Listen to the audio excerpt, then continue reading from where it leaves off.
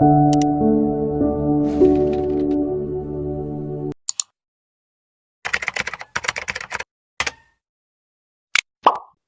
ഒത്തിരി സന്തോഷം അച്ഛന്റെ ഈ ഒരു വിചിന്തനം ഞങ്ങളെ എന്തുമാത്രം കാര്യങ്ങൾ പഠിപ്പിച്ചു തരുന്നുണ്ടെന്ന് അച്ഛനെ ഞങ്ങൾ മനസ്സിലാക്കുന്നു.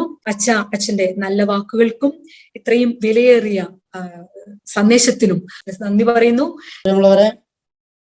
ഇന്നത്തെ ഈ വചനഭാഗം ലൂക്കോയുടെ സുവിശേഷം 10-ാമത്തെ അധ്യായം ആരംഭിക്കുന്നത് തന്നെ 72 പേരെ തെരഞ്ഞെടുത്തയക്കുന്നു. അവിടെ ലൂക്കാ സുവിശേഷൻ ഒരു സൂചന തരുന്നുണ്ട്. വേറെ 72 പേര്. വേറെ 72 പേരെ എന്ന് വെച്ചാൽ അതിന്റെ അർത്ഥം ഇത് അപ്പസ്തോലന്മാരായിരിക്കാൻ വഴിയില്ലെന്നുള്ളത്. അപ്പോ അത് അയക്കുന്നത് ക്രിസ്തു പോകാൻ ഉദ്ദേശിച്ചിരുന്ന സ്ഥലത്തേക്ക്. അത് 2 പേരെയായിട്ടാണ് അയക്കുക. അത് 10-ാമത്തെ അധ്യായം തുടക്കത്തിൽ നമ്മൾ വായിക്കുന്നുണ്ട്. ആ പോക്കിന്റെ തിരിച്ചുവരവാണ് ഇന്നത്തെ വചനഭാഗത്തിൽ നമ്മൾ കാണുക. ഈ തിരിച്ചുവരവ് വളരെ പ്രധാനപ്പെട്ടതാണ് ക്രിസ്തുവിനെ സംബന്ധിച്ചിടത്തോളം. ഒരു ആധ്യാത്മിക യാത്ര എന്ന് പറയുന്നത്, അല്ലെങ്കിൽ അനുതാപം എന്ന് പറയുന്നത് ഒക്കെ തിരിച്ചുവരവാണ്. യേശുവിനെ 12 വയസ്സിൽ കാണാതാകുന്ന തിരിച്ചു വരാൻ പറ്റാത്ത, ധൂർത്തപുത്രന്റെ ഉപമയില് തിരിച്ചുവരവിലാണ് സന്തോഷം ഉണ്ടാവുക. ഈ തിരിച്ചുവരവ് ഏറെ പ്രധാനപ്പെട്ടതാണ്. നമ്മുടെ ആദിയിലേക്കുള്ള അവസ്ഥയിലേക്ക് എത്തിച്ചേരുക എന്നുള്ളത്. അതുകൊണ്ടാണ് നീ ശിശുവായി തീരണം എന്ന് നിക്കോദേമോസിനോട് ഈശോ പറഞ്ഞു. വീണ്ടും ജനിക്കണം എന്ന് വെച്ചാൽ എന്താ? വീണ്ടും മടങ്ങിപ്പോവാന്ന് തന്നെയാണ്. അപ്പോ ഒരു തുള്ളിയായി, ഒരു ബിന്ദുവായി, ശൂന്യതയായി മാറേണ്ടിയിരിക്കണം എന്ന് സാരം. അപ്പം ഈ മടങ്ങിപ്പോക്കൊക്കെ സന്തോഷത്തിൻ്റെതാണ്. ദൈവികമായ മടങ്ങിപ്പോക്കുകളെല്ലാം സന്തോഷത്തിൻ്റെതാണ്. മാനുഷികമായ മടങ്ങിപ്പോക്കുകളൊക്കെ ദുഃഖത്തിൻ്റെതാണ്. പിടികിട്ടുണ്ടോ? മാനുഷികമായ മടങ്ങിപ്പോക്കുകളെല്ലാം ദുഃഖത്തിൻ്റെതും ദൈവികമായ മടങ്ങിപ്പോക്കുകളെല്ലാം സന്തോഷത്തിൻ്റെതും. കുറച്ചു നാളുകൾക്ക് മുമ്പ് ഞാൻ ഒരു പള്ളിയിൽ വികാരിയായിരുന്ന കാലത്ത് ഈ വിമൺ വെൽഫെയറുമായിട്ട് ടൂർ പോയി. ഈ വിമൺ വെൽഫെയർ സ്ത്രീകളെ കൊണ്ട് ടൂർ പോയി കഴിഞ്ഞാൽ കോമഡി എന്നാന്ന് വെച്ച് കഴിഞ്ഞാൽ, ഇവരെവിടെയെങ്കിലും കൊണ്ട് വണ്ടി നിർത്തി കഴിഞ്ഞിട്ട് വണ്ടി ഇറങ്ങി തീർന്നേക്ക് മുമ്പ് അങ്ങോട്ടും ഇങ്ങോട്ടും നോക്കിയിട്ട് ഒരു ചോദ്യം ചോദിക്കും. ഇത് കാണാനാണ് ഇങ്ങോട്ട് വന്നേ. എന്തൊക്കെ കാണിച്ചാലും എന്തൊക്കെ കണ്ടാലും തൃപ്തിയാവൂല. അപ്പൊ ഇത് നമ്മുടെ ഒരുപാട് അനുഭവങ്ങളുള്ളതാണ്. ഏതായാലും അപ്പൊ ഈ കാഴ്ചയും അടിപൊളിയൊക്കെ കഴിഞ്ഞ് തിരിച്ചു വരുന്ന വഴിക്ക് വണ്ടിയിൽ ഇവരൊക്കെ പാട്ടൊക്കെ വെച്ച് തുള്ളിച്ചൊക്കെ കൊണ്ടുവരുന്ന വഴിക്ക് സ്ഥലം എത്തിയത് ഇവരെ അറിഞ്ഞില്ല. കാരണം ഈ കെട്ടിയവന്മാരും മക്കളും ഒന്നും കൂട്ടത്തിലില്ലാത്തതുകൊണ്ട് സകല ബെല്ലും ബ്രേക്കും കളഞ്ഞിട്ടാണ് അവർ ഇവിടുന്ന് തുള്ളിക്കൊണ്ടിരുന്നത്. വണ്ടി പള്ളിയുടെ മുറ്റത്ത് കൊണ്ടുവന്ന് നിർത്തി കഴിഞ്ഞപ്പോ ഇവര് ഒരു ചോദ്യം, എന്തിയ വണ്ടി നിർത്തി? രാത്രിയായിരുന്നു. അപ്പൊ ഞാൻ പറഞ്ഞു, പള്ളിയെത്തിയ. അവര് നോക്കി കഴിഞ്ഞപ്പോ ശരിയാ, പള്ളിയാ. അപ്പൊ ഈ മുടിഞ്ഞ സ്ഥലത്തേക്ക് തന്നെയാണ് വീണ്ടും വന്നത്. അപ്പൊ ഈ തിരിച്ചുവരവ് ഈ മാനുഷികമായിട്ട് എപ്പോഴും ദുഃഖം.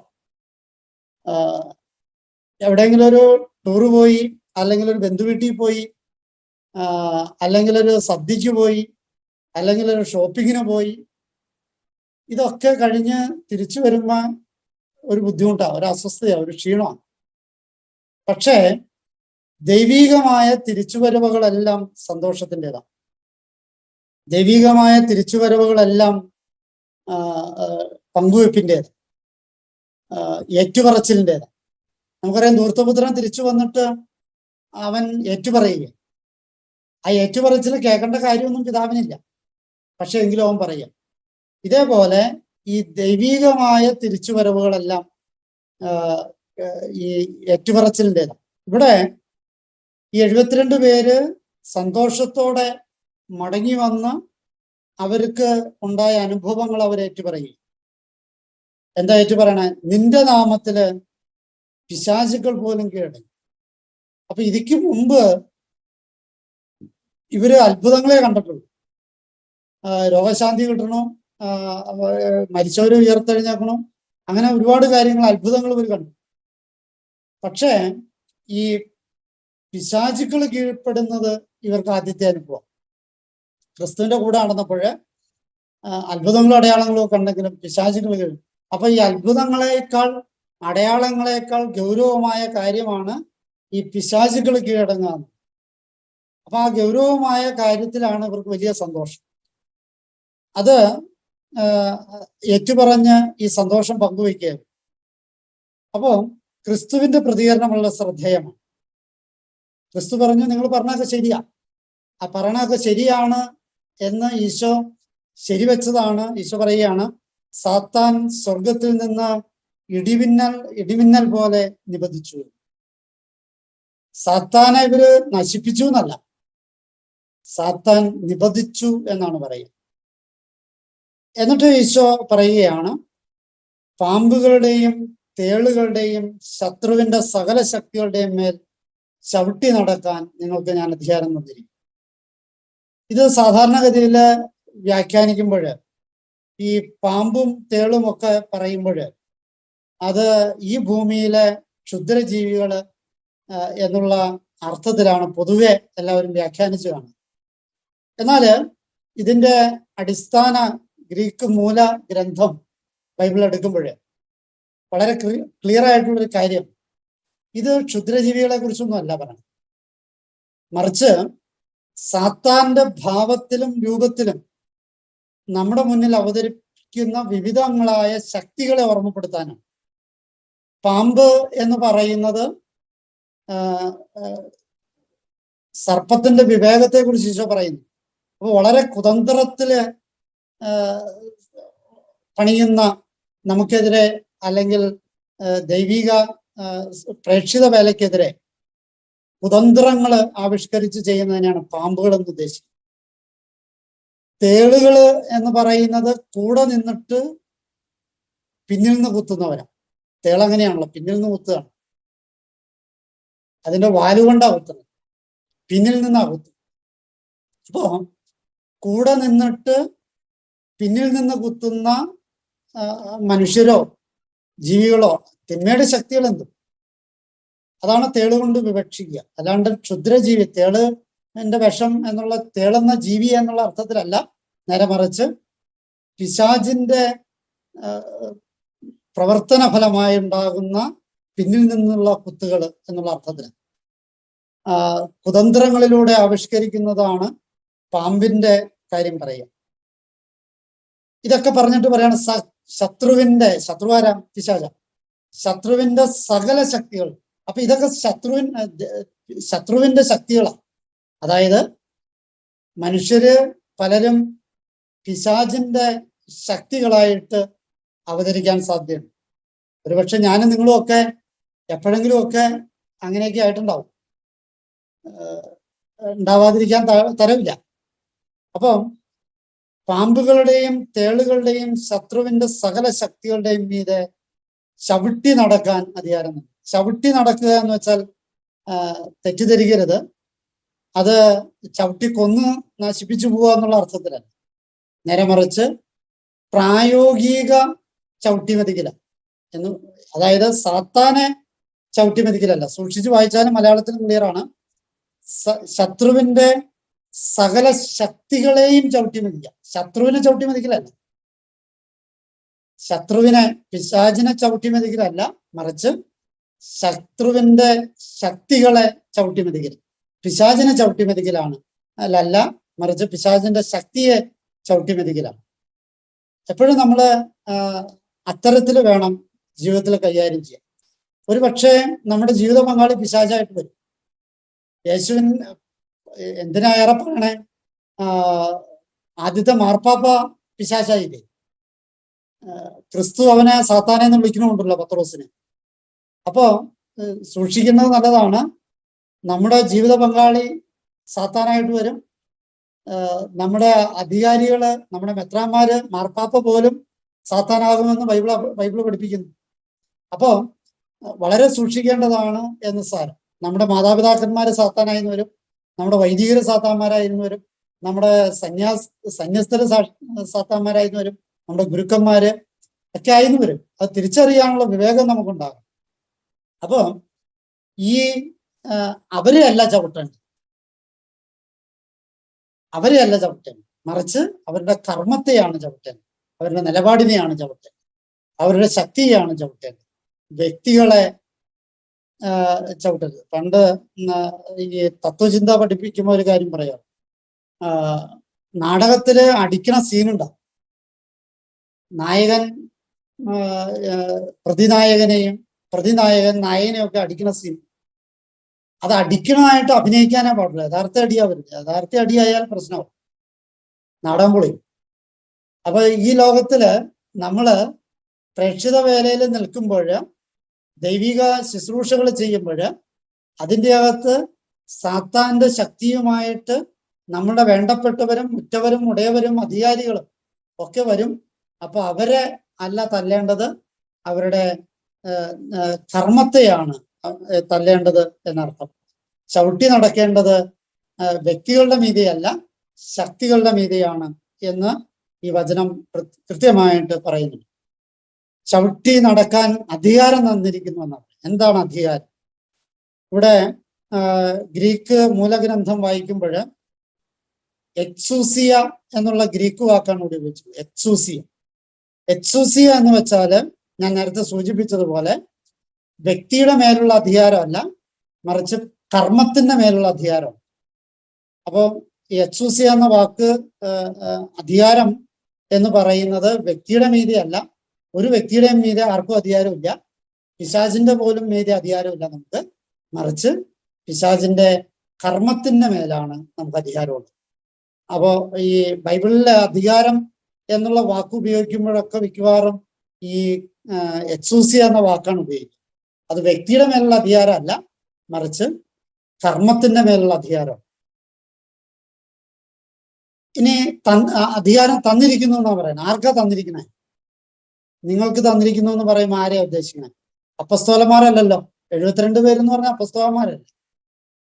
അത് വിശാലമായ അർത്ഥത്തിൽ എടുക്കേണ്ടതുണ്ട്. യേശുവിന്റെ മറ്റു വചനങ്ങളെ വായിച്ചു നോക്കുമ്പോൾ, വ്യാഖ്യാനിച്ചു നോക്കുമ്പോൾ നമുക്ക് മനസ്സിലാവുക, വിശ്വസിക്കുന്നവരോടുകൂടി ഈ അടയാളങ്ങൾ ഉണ്ടായിരിക്കും എന്ന് പറഞ്ഞ് ഈശോ പലവട്ടം പഠിപ്പിച്ചിട്ടുണ്ട്. വിശ്വസിക്കുന്നവരോടുകൂടി ഈ അടയാളങ്ങൾ ഉണ്ടായിരിക്കും.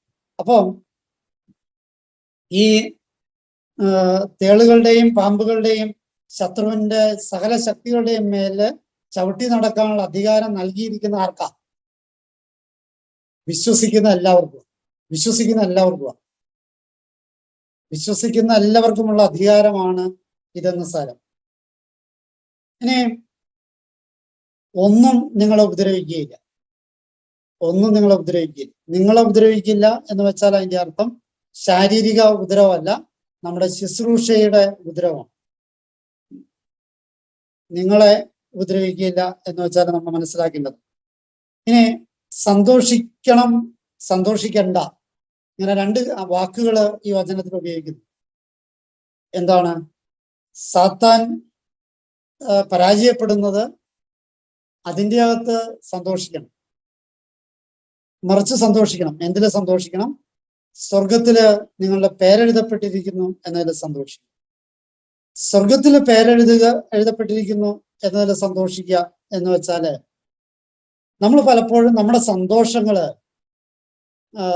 ഈ കെട്ടുകാഴ്ചകളിലെ സന്തോഷം.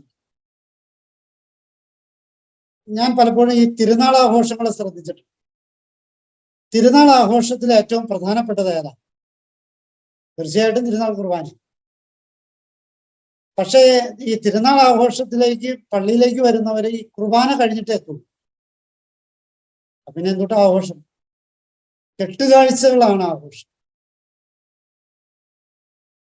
നമ്മള് ആഘോഷിക്കാനായിട്ടുള്ള കാര്യകാരണങ്ങള് അതിനെക്കുറിച്ചൊന്ന് വിലയിരുത്തപ്പെടേണ്ടത്. എന്തിലാണ് സന്തോഷിക്കേണ്ടത്? ചില സന്തോഷങ്ങള് പ്രശ്നമുള്ളതാ. ഈ അടുത്ത ദിവസങ്ങളിൽ ഒരുത്തൻ പേപ്പർ വായിച്ചിട്ട് ആ പേപ്പർ വായിച്ചപ്പോ ഒരു വാഹന അപകടത്തില് 2-3 പേര് കൊല്ലപ്പെട്ടു. മരിച്ചു. ഈ മരിച്ചുപോയവരുടെ പേര് വായിച്ചപ്പോ അവന് ഒരു ചെറിയ സന്തോഷം. അത് അവന്റെ ജാതിയിൽപ്പെട്ടവനല്ല, മറ്റേ ജാതിയിൽപ്പെട്ടവൻ. അപ്പൊ നമ്മുടെ ജാതിയിൽപ്പെട്ടതല്ലോ, മറ്റേ ജാതിയിൽപ്പെട്ടതാ. ഇവന്റെ ഉള്ളിൽ ദൈവമാണോ പിശാചാണോ? അപ്പൊ സന്തോഷത്തിന്റെ കാര്യങ്ങൾ പഠിക്കേണ്ടത്. വേറൊരു ഈ അടുത്ത ദിവസങ്ങളിൽ ഒരുത്തൻ ഈ നമ്മുടെ ഈ വൈദ്യുതി ബില്ല് വളരെ കുറവവന്, ഒരുപാട് സാധനങ്ങൾ അവൻ ഉപയോഗിക്കുന്നു. ഞാൻ ചോദിച്ചു, ഇടവങ്ങാതി എത്ര ഇങ്ങനെ AC ഒക്കെ ഫുൾ ടൈം ഓൺ ആക്കിയിട്ടില്ല, ഇതിങ്ങനെ ഇട്ട് കഴിഞ്ഞാൽ കണ്ടമാനം കറണ്ട് ബില്ല് കണ്ടമാനം വരില്ലേ? ഇല്ല, അത് ഞാൻ അഡ്ജസ്റ്റ് ചെയ്തിടുന്നേ. എങ്ങനെ അഡ്ജസ്റ്റ് ചെയ്തിടുന്നേ? അത് ഈ മറ്റേ ഇതുണ്ട്, മോട്ടറ്, മറ്റേ ഇറിഗേഷന്റെ കണക്ഷൻ്റെ അതിന് കാശ് അടയ്ക്കേണ്ടതില്ല. ഇപ്പൊ ഏതാണ്ട് നിയമം മാറിയിട്ടുണ്ട്, എന്നാലും അടയ്ക്കണില്ല. അപ്പൊ അവിടെ കറണ്ട് വന്നിട്ടുണ്ട്, അതിനാണ് ഞാൻ കുത്തിയിരുന്നത്. അപ്പൊ ഇവന് ഭയങ്കര സന്തോഷം, കട്ടെടുത്ത് തന്നെ സന്തോഷം. സന്തോഷിക്കുന്നത് എന്തിനാ? നമ്മുടെ സന്തോഷങ്ങളെ ഒന്ന് പുനർവായന നടത്തണം എന്ന് ഈശോ പറയുക. ലോട്ടറി അടിച്ചാൽ സന്തോഷിക്കണം. ഞാൻ ഈ അടുത്ത ദിവസങ്ങളിൽ ചിന്തിച്ചൊരു കാര്യമാണ്, ലോട്ടറി അടിച്ചാൽ സന്തോഷിക്കണം. പലപ്പോഴും സന്തോഷത്തിന്റെ ഏറ്റവും വലിയ ഉദാഹരണമായിട്ട് പറയണം, ലോട്ടറി അടിച്ചു, നിനക്കെന്താ അത്ര വലിയ സന്തോഷം, എന്നെ ലോട്ടറി അടിച്ചോ എന്ന് ചോദിക്കാറുണ്ട് പലരും. ഞാൻ ഈ അടുത്ത ദിവസം ചിന്തിച്ചൊരു കാര്യം, ലോട്ടറി അടിച്ചാൽ സന്തോഷിക്കുകയാണ് വേണം, വാവിട്ട് കരയല്ല വേണം. എത്ര പേരുടെ കാശ് മേടിച്ചിട്ടാ ഇവന് ഈ ലോട്ടറി അടിച്ചത്? എത്ര പേരുടെ കണ്ണീരാ ഈ ലോട്ടറി? അപ്പൊ സന്തോഷിക്കാനായിട്ട് നമ്മൾ കുറച്ചുകൂടി ഒന്ന് വിലയിരുത്തപ്പെടേണ്ടതല്ല, നമ്മുടെ സന്തോഷങ്ങളെ ഒന്ന് ധ്യാനിക്കേണ്ടതല്ല. എൻ്റെ കൊച്ചിന് റിസൾട്ട് വന്നു. ഈ റിസൾട്ട് വന്നപ്പോ അപ്പുറത്തെ വീട്ടിലെ കൊച്ചിനേക്കാൾ കുറച്ചുകൂടി മാർക്ക് കിട്ടിയപ്പോൾ എനിക്ക് സന്തോഷം കൂടുതൽ. അതിനാണോ സന്തോഷിക്കുന്നത്? സത്യത്തില് എൻ്റെ കൊച്ചിന് അവന്റെ കഴിവിന്റെ പരമാവധി പഠിക്കുകയും അത് പ്രസന്റ് ചെയ്യുകയും അതിനനുസരിച്ച് മാർക്ക് കിട്ടുകയും ചെയ്യുമ്പോഴല്ലേ സന്തോഷം? അതല്ലേ യഥാർത്ഥ സന്തോഷം. അപ്പുറത്തെ വീട്ടില് ഉള്ളവരെക്കാൾ കൂടുതൽ മാർക്ക് കിട്ടി, അല്ലെങ്കിൽ സ്കൂളിൽ ഫസ്റ്റ് കിട്ടി, അതിലെന്ത് സന്തോഷം? അതാണോ യഥാർത്ഥ സന്തോഷം? ആ കൊച്ചിന് അർഹമായ മാർക്ക് കിട്ടിയതിലല്ലേ സന്തോഷിക്കുന്നത്? അപ്പോ കുറെ പേര് തോറ്റുപോയതിലാണ് സന്തോഷം, അല്ലെങ്കിൽ കുറെ പേര് ഇതിനേക്കാൾ പിന്നിലായതിലാണ് സന്തോഷം. അവരന്റെ ദുഃഖത്തിലാണ് നമ്മുടെ സന്തോഷങ്ങൾ പലപ്പോഴും അടങ്ങിയിരിക്കുന്നത്. ശരിക്കും ചിന്തിച്ചാല് നമ്മുടെ സന്തോഷങ്ങൾ പലപ്പോഴും അവരന്റെ ദുഃഖത്തിലാണ്. ഒരു സ്കൂൾ ഫസ്റ്റിന് സന്തോഷം കിട്ടുന്നുണ്ടെങ്കിൽ ആ സ്കൂളിലെ 80 കുട്ടികളുണ്ടെങ്കിൽ ആ 79 പേരും ഇവന്റെ പുറകിലായതുകൊണ്ടല്ലേ ഇവന് സന്തോഷം ഉണ്ടായി. ഇവന് ഇതേ മാർക്ക് തന്നെ കിട്ടുന്നു, ബാക്കിയുള്ളവർക്ക് ഇതിൽ കൂടുതൽ കിട്ടിയെങ്കിൽ ഇവന് സന്തോഷം ഉണ്ടാവുമായിരുന്നു. അപ്പൊ ഇവന്റെ സന്തോഷം ശരിയായ സന്തോഷമാണ്. അപ്പോ നമ്മുടെ സന്തോഷങ്ങളെ ഒന്ന് പുനർവായന ചെയ്യാനായിട്ട് ക്രിസ്തു നമ്മളെ വെല്ലുവിളിക്കുക. ഇങ്ങനെ നമ്മുടെ ജീവിതത്തിൽ ഒരുപാട് കാര്യങ്ങൾ. ഇപ്പൊ നമ്മൾ വചന ശുശ്രൂഷ ചെയ്യുന്നു. വചന ശുശ്രൂഷ നമ്മള് കൃത്യമായിട്ട് സ്ഫുടമായിട്ട് നമുക്ക് ചെയ്യാൻ പറ്റി, അല്ലെങ്കിൽ ക്ഷീണമില്ലാതെ ചെയ്യാൻ പറ്റി. അതിലാണോ സന്തോഷിക്കേണ്ടത്? അതോ ഇത് ദൈവത്തിന് വേണ്ടി എനിക്ക് ചെയ്യാൻ പറ്റി എന്നുള്ളതിലാണോ സന്തോഷം? എനിക്ക് വായിച്ചപ്പോൾ ഒരു തൃപ്തി കിട്ടി, അതിലാണോ സന്തോഷിക്കേണ്ടത്? അതോ ഞാൻ ഈ ശുശ്രൂഷ ചെയ്തു, ദൈവത്തിന് വേണ്ടി ചെയ്തു എന്നതിലാണോ സന്തോഷിക്കുന്നത്? സന്തോഷങ്ങളുടെ മാനദണ്ഡങ്ങൾ ഒരു പുനർവായനയ്ക്ക് വിധേയമാക്കാനായിട്ട് ഈശോ വെല്ലുവിളിക്കും. അതിന്റെ പുനർവായന കൃത്യമായിട്ട് വരണമെങ്കിൽ നമ്മൾ അടുത്ത സെന്റൻസ് നോക്കണം, ഈശോയുടെ സന്തോഷത്തിലേക്ക് പോകാൻ. അപ്പൊ ഈശോ ശിഷ്യന്മാരോട് പറയുകയാണ്, നിങ്ങള് ഈ പറഞ്ഞ കാര്യത്തിലൊന്നും സന്തോഷിക്കണ്ട, നിങ്ങളുടെ പേര് സ്വർഗത്തിൽ എഴുതപ്പെട്ടിരിക്കുന്നു എന്നതിൽ സന്തോഷിക്കും. എന്നിട്ട് ഈശോ സന്തോഷിക്കുന്നില്ല. ഈശോ ഈശോ എന്താ ചെയ്യണേ? ഈശോ ആനന്ദിക്കുക ചെയ്യും. എങ്ങനെയാ ആനന്ദിക്കണേ? പരിശുദ്ധാത്മാവിലാണ് ആനന്ദിക്കുന്നത്. അപ്പോ ഈശോയ്ക്ക് സന്തോഷമില്ല, ഈശോയ്ക്ക് ആനന്ദമാണ്. സന്തോഷത്തേക്കാൾ ഒരു ഗ്രേഡോടെ കയറിയതാണ് ആനന്ദം. സന്തോഷം എന്ന് പറയുന്നത് മാനസികമാണെങ്കിൽ ആനന്ദം എന്ന് പറയുന്നത് ആത്മാവുമായിട്ട് ബന്ധപ്പെട്ടത്. അപ്പൊ സന്തോഷത്തിൽ നിന്ന് ആനന്ദത്തിലേക്ക്, സന്തോഷിക്കേണ്ട കാര്യങ്ങൾ ഏതാണെന്ന് തിരിച്ചറിയാനും അതിനനുസരിച്ച് സന്തോഷിക്കാനും ആ സന്തോഷത്തിനപ്പുറമുള്ള ആനന്ദത്തിലേക്ക് കയറാനുമൊക്കെ സാധിക്കുമ്പോഴാണ് നമ്മൾ ഈ കർത്താവിന്റെ ശുശ്രൂഷകരായിട്ട് മാറാനായിട്ട് സാധിക്കും. ഞാനൊരു പ്രസംഗം പറഞ്ഞു. ഈ പ്രസംഗത്തെ കുറിച്ച് 10 പേര് നല്ല അഭിപ്രായം പറഞ്ഞു. എനിക്കും പറഞ്ഞു കഴിഞ്ഞപ്പോൾ തോന്നി കൊള്ളാന്ന്. അതിൻ്റെ അകത്ത് നമുക്കുണ്ടാകുന്ന ആനന്ദമാണോ സന്തോഷമാണോ? അതിൻ്റെ അകത്തുണ്ടാകുന്ന സന്തോഷം. 4 പേരൊക്കെ പറഞ്ഞു കഴിയുമ്പോൾ ഒരു സന്തോഷം, ആനന്ദമല്ല. അതേസമയം ഈ പ്രസംഗം അത്രയും അങ്ങോട്ട് ശരിയായില്ല എന്നോർത്ത് നമ്മൾ ദുഃഖിച്ചിരിക്കുമ്പോൾ ആരെങ്കിലും ഒരുത്തൻ അല്ലെങ്കിൽ ഒരു ഒരുത്തി വന്നിട്ട് പറയാണ്, അച്ഛൻ്റെ ആ പ്രസംഗത്തില് എൻ്റെ മനസ്സിനെ സ്പർശിച്ചു, അതിന് വലിയ മാറ്റം ഉണ്ടാക്കി എന്ന് പറയുമ്പോൾ നമുക്കുണ്ടാകുന്നത് സന്തോഷമല്ല, ആനന്ദം. എൻ്റെ കർമ്മം കൊണ്ട് ഫലമുണ്ടായി എന്ന്, അതാണ് ആനന്ദം. അപ്പോ സന്തോഷം എന്ന് പറയുന്ന വികാരവുമായിട്ട് ബന്ധപ്പെട്ടാണെങ്കിൽ ആനന്ദം എന്ന് പറയുന്ന ആത്മാവുമായിട്ട് ബന്ധപ്പെട്ടതാണ്. അപ്പോ നമുക്കുണ്ടാകേണ്ടത്, യഥാർത്ഥത്തിൽ ഉണ്ടാകേണ്ടത് ആനന്ദമാണ്. ആനന്ദം ഉണ്ടായില്ലെങ്കിലും നല്ല സന്തോഷമെങ്കിലും ഉണ്ടാകണം. നല്ല സന്തോഷം ഉണ്ടാകണമെങ്കിൽ യഥാർത്ഥത്തിൽ മറ്റുള്ളവന്റെ അല്ലെങ്കിൽ ഏറ്റവും ഉന്നതമായ നന്മ, തമ്മിൽ ഭേദമുള്ള നന്മയല്ല, ഏറ്റവും ഉന്നതമായ നന്മയെ കൈവരിക്കാനായിട്ട് സാധിക്കുമ്പോഴാണ് സന്തോഷം അതിന് പൂർണ്ണമാകാൻ. യേശു പറയുന്നൊരു കാര്യമുണ്ടല്ലോ, ഞാൻ വന്നിരിക്കുന്നത് സന്തോഷം പൂർണ്ണമാക്കാൻ വേണ്ടിയിട്ട്. അപ്പൊ ഈ ഞാൻ നേരത്തെ സൂചിപ്പിച്ച പോലെ കെട്ടുകാഴ്ചകളിലല്ല സന്തോഷിക്കേണ്ടത്, പൂർണ്ണതയിലാണ് സന്തോഷിക്കേണ്ടത്. സമയം അതിക്രമിക്കുകയാണ്. ഇനി ഒരേ ഒരു ത്രെഡ് നമ്മൾ തിരിച്ചറിയേണ്ടത്, അവസാന ഭാഗത്ത് പരിശുദ്ധാത്മാവ്, പുത്രൻ, പിതാവ് 3 വാക്കുകൾ വരുന്നു. അതിലൂടെ ത്രിത്വിക ദൈവ സങ്കല്പമാണ് അവതരിപ്പിക്കുന്നത്. ഇവിടെ പിതാവേ എന്നൊരു കാര്യം ഒന്ന് ശ്രദ്ധിക്കുന്നതല്ല, അതോടുകൂടി നമുക്ക് ഈ ചിന്ത അവസാനിപ്പിക്കും. ബൈബിളില് നോക്കുമ്പോൾ 176 പ്രാവശ്യം ഈശോ ദൈവത്തെ പിതാവേ എന്ന് വിളിക്കുന്നുണ്ട്. 176 പ്രാവശ്യം. ആ 176 പ്രാവശ്യം ഈശോ വിളിക്കുന്നതാണ്. ഈശോ വിളിക്കുമ്പോൾ അതിൻ്റെ അകത്ത് ഈ പിതാവിൻ്റെയും പുത്രന്റെയും ബന്ധത്തെ കൂടുതൽ ഊഷ്മളമായി അവതരിപ്പിക്കുന്ന യോഹന്നാന്റെ സുവിശേഷത്തില് 112 പ്രാവശ്യവും യോഹന്നാന്റെ സുവിശേഷത്തില്. ഈ 176 112 പ്രാവശ്യം ഈശോ പിതാവെ എന്ന് വിളിക്കുന്നത് യോഹന്നാന്റെ സുവിശേഷത്തില്. മത്തായിയുടെ സുവിശേഷത്തില് 43 പ്രാവശ്യം ഈശോ ദൈവത്തെ പിതാവെ എന്ന് വിളിക്കുന്നു. മർക്കോസിന്റെ സുവിശേഷത്തില് 5 പ്രാവശ്യം ഈശോ ദൈവത്തെ പിതാവെ എന്ന് വിളിക്കുന്നു.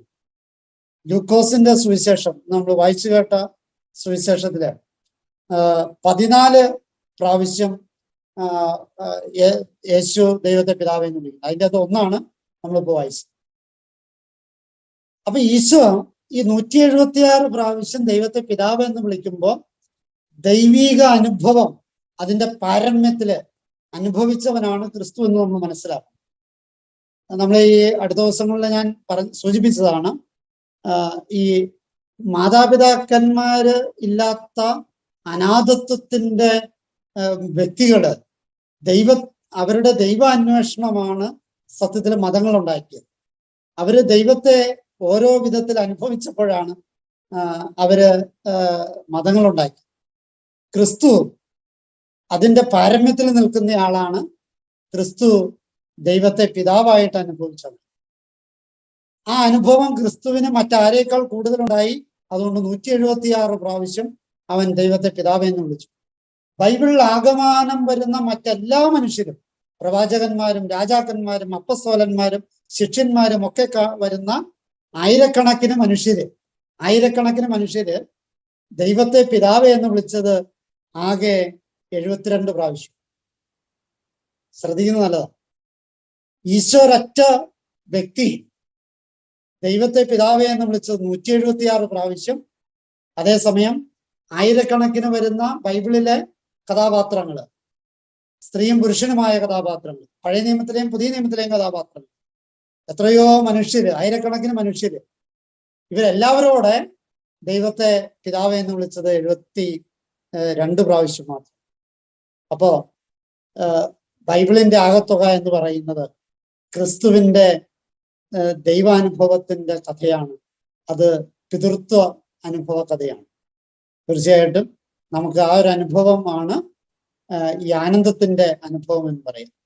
ഞാൻ എൻ്റെ ദൈവത്തിന്റെ മകനാണ്, ആ മകനാണ് എന്ന മകന്റെ കർമ്മമാണ് ഞാൻ ഈ ചെയ്യുന്നത്, ഈ ശുശ്രൂഷ ചെയ്യുന്നത് എന്ന ബോധ്യം വരുമ്പോഴുണ്ടാകുന്ന അതിൻ്റെ പേരാണ് ആനന്ദം. നമ്മുടെ ശുശ്രൂഷകളില് ദൈവിക പിതൃത്വത്തിന്റെ അല്ലെങ്കിൽ ദൈവിക പുത്രത്വത്തിന്റെ ആനന്ദത്തിലേക്ക് വരാനായിട്ട് സാധിക്കട്ടെ. പിതാവിന്റെയും പുത്രന്റെയും പരിശുദ്ധാത്മാവിന്റെയും നാമത്തിൽ ആമേൻ. ഒരു നിമിഷം നമുക്ക് പ്രാർത്ഥിക്കാം. കാരണവാനായ കർത്താവേ, 72 പേരെ അയച്ച പോലെ ഞങ്ങളെയും അവിടുന്ന് അയച്ചിരിക്കുന്നു എന്ന് ഞങ്ങൾ മനസ്സിലാക്കും. പ്രത്യേകമായിട്ട് തെരഞ്ഞെടുത്ത് അയക്കപ്പെട്ടവരാണ് ഞങ്ങൾ. ഈ 2 പേരെയാണ് അവിടുന്ന് വിട്ടത്. ഞങ്ങളും ഒരു ഗ്രൂപ്പുണ്ട്. ആ ഗ്രൂപ്പായിട്ടാണ് ഞങ്ങൾ ശുശ്രൂഷ ചെയ്യുക. നല്ല ദൈവമേ, ഞങ്ങളുടെ ശുശ്രൂഷകളിൽ അങ്ങയുടെ പ്രത്യേകമായ കൃപകൾ ഉണ്ടാകാനും ആ കൃപകൾ വഴി തിന്മകളെ ബന്ധിക്കാനും ഒക്കെയുള്ള ശക്തി ഞങ്ങൾക്ക് നൽകണമേ എന്ന് പ്രാർത്ഥിക്കുന്നു. വിശ്വസിക്കുന്നവരോടുകൂടിയുള്ള അടയാളങ്ങൾ ഞങ്ങളിലൂടെ ഞങ്ങളുടെ കുടുംബങ്ങളിലേക്കും ഞങ്ങളുടെ സഭയിലേക്കും ഞങ്ങളുടെ ഇടവകയിലേക്കും ഈ ലോകം മുഴുവനിലേക്കും അവിടുന്ന് പടർത്തണമേ എന്ന് പ്രാർത്ഥിക്കുന്നു. ഞങ്ങൾ ഓരോരുത്തരും ദൈവീക സന്തോഷത്തിന്റെ പൂർണ്ണതയിലേക്ക് എത്തുവാനും പരിശുദ്ധാത്മാവിൽ ആനന്ദം കണ്ടെത്തുവാനും ഞങ്ങൾ ഓരോരുത്തരെയും ഒന്ന് സഹായിക്കണം. കഴിഞ്ഞ ദിവസം വചനം വായിച്ച ഹോളി ക്രൈസ്റ്റ് ഗ്രൂപ്പിനെ പ്രത്യേകമായിട്ട് തിരുസന്നിധിയിൽ സമർപ്പിച്ച് പ്രാർത്ഥിക്കുന്നു. അവരുടെ ചെറുതും വലുതുമായ ആവശ്യങ്ങളെയും നിയോഗങ്ങളെയും അവിടുന്ന് സ്വീകരിച്ച് ആശീർവദിക്കണമേ എന്ന് പ്രാർത്ഥിക്കുന്നു. അവരുടെ ശുശ്രൂഷകള് അങ്ങയുടെ മുമ്പിൽ സ്വീകാര്യമാകാനും ആ ശുശ്രൂഷകളെ പ്രതി ഈ ലോകത്തിന് രക്ഷ അവിടുന്ന് നൽകാനും ഇടവരുത്തണമേ എന്ന് പ്രാർത്ഥിക്കുന്നു. ഇന്ന് ഈ നിമിഷം തുടങ്ങി വചന ശുശ്രൂഷ ആരംഭിക്കുന്ന ഗ്രൂപ്പിനെ സമർപ്പിച്ച് പ്രാർത്ഥിക്കുന്നു. അങ്ങ് ആഗ്രഹിക്കുന്ന പോലെ ഈ ശുശ്രൂഷ പൂർത്തീകരിക്കാനുള്ള കൃപ ആ ഗ്രൂപ്പിന് നൽകണമേ എന്ന് പ്രാർത്ഥിക്കുന്നു. ഇതിന് നേതൃത്വം നൽകുന്ന എല്ലാവരെയും അവിടുന്ന് സമൃദ്ധമായിട്ട് അനുഗ്രഹിക്കണമേ. നമ്മുടെ കർത്താവ് യേശു മിശിഹായുടെ കൃപയും പിതാവായ ദൈവത്തിന്റെ സ്നേഹവും പരിശുദ്ധാത്മാവിന്റെ സഹവാസവും നമ്മോടും നമ്മുടെ ശുശ്രൂഷകളോടും കൂടി ഉണ്ടായിരിക്കും, എപ്പോഴും എപ്പോഴും എന്നേക്കും. ആമേൻ.